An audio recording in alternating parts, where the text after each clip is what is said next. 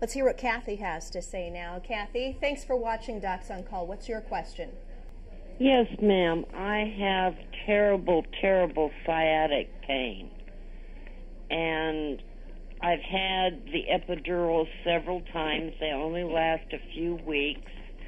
The last neurologist I went to told me that I had one leg shorter than the other. And I've checked into the Laser Spine Institute in Florida, and everybody up here says that's a scam. I need to know the truth. Oh. Well, Kathy, let's get to the bottom of this. What do you think? Obviously, she's willing to travel far if necessary to find some relief. And what do you suggest? Gina, this is a common thing. When you get desperate, when you are suffering, especially when there's a nerve pain, and nerve pain could be really debilitating, and you become desperate and you'll do anything. You'll travel any distance. It's not up to us to judge whether it's a scam or not, but I will leave that up to Kathy to make that judgment. But as far as your sciatica, I wonder if somebody told you it was sacroiliac pain rather than sciatica. And that's a common problem, especially in the elderly and also those who have had previous back surgery.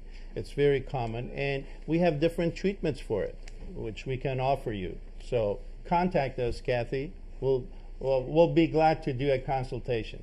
Very good. Let's hear from Tom now. Tom, what's on your mind? Hello.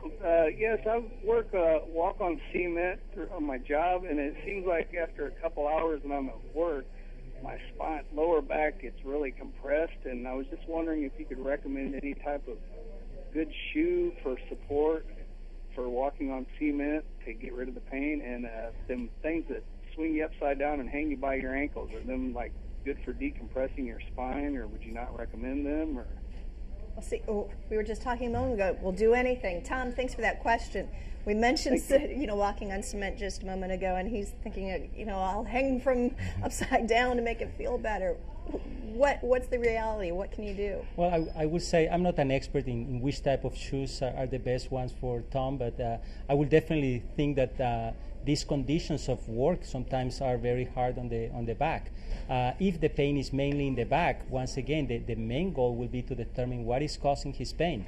Normally, everybody walks on concrete and it doesn't cause significant pain, so there has to be something else going on, and that's what we will try to determine. If it is a young patient that works commonly on this type of conditions, sometimes there is a disc rupture, for example, that is causing their pain. And again, in the last few years, we have had tremendous advances in interventional pain medicine, so there is some alternative treatments that we can offer to these patients nowadays. All right. Carrie's on the line now. She has a question for us. Thanks for watching Docs on Call. What's going on? Hi, thank you for having me on the air. I'm 24 years old, and I was hit by a drunk driver.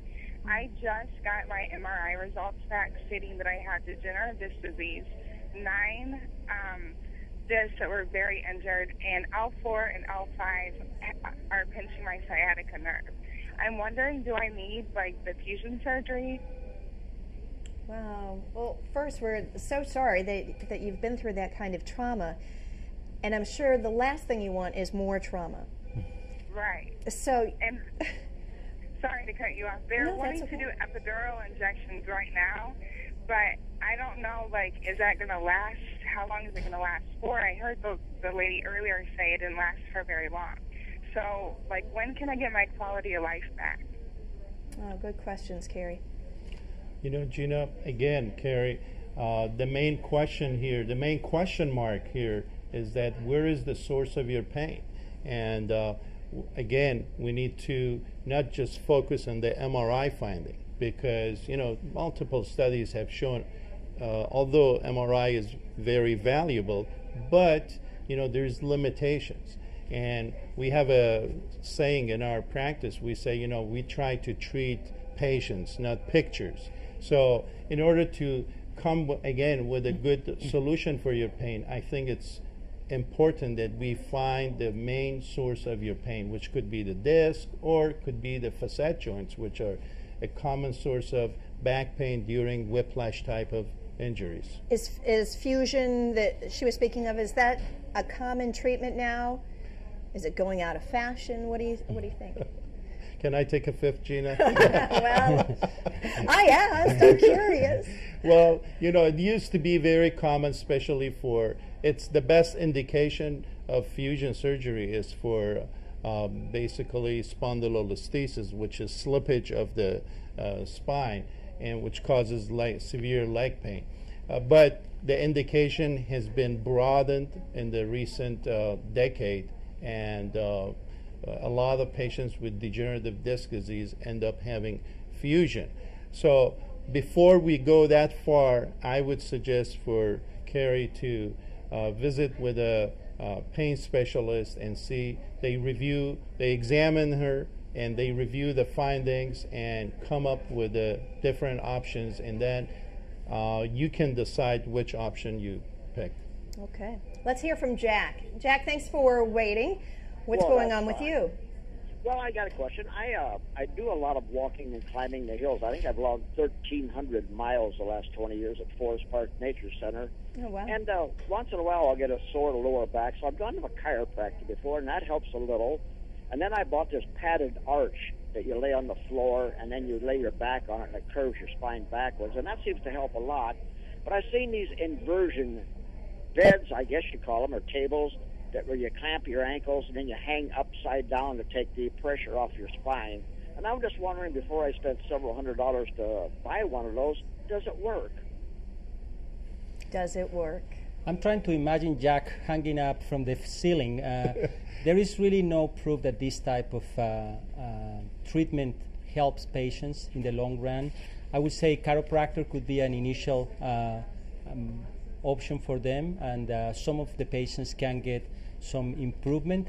As we have been mentioning today, before you establish a treatment, before you spend thousands of dollars trying to just cover something that you don't know what is going on, I really emphasize how important it is to try to determine the source of pain. And I also wanted to mention something that I think is very important. You cannot just treat patients by doing epidural steroid injections. Until recently, most of the treatments established by pain physicians were just epidural steroid injections. Fortunately, things have changed dramatically in the last decade, and now we are a lot more into doing diagnostic injections more than just epidural injections, which very often only provide temporary relief, and I agree with the statements that were made earlier. So if we determine what is the source of the pain, then we can treat specifically that source of pain. Well, and we know from the news lately, what's been out there about the injections for back pain that may have been linked to this meningitis epidemic. People are scared, and they're tentative about doing anything that may put them at further risk for health problems. And rightfully so, Gina. My heart goes out to the families of these people, and this is a tragedy. And, so that draws a bigger question, is that, who do we go to? How do we determine who are the specialists that we want to visit with them? We want to trust them. And, the good news is that here in Central Illinois, at least I know that here at Methodist, we have never used a compounded steroid that was the source of this meningitis outbreak.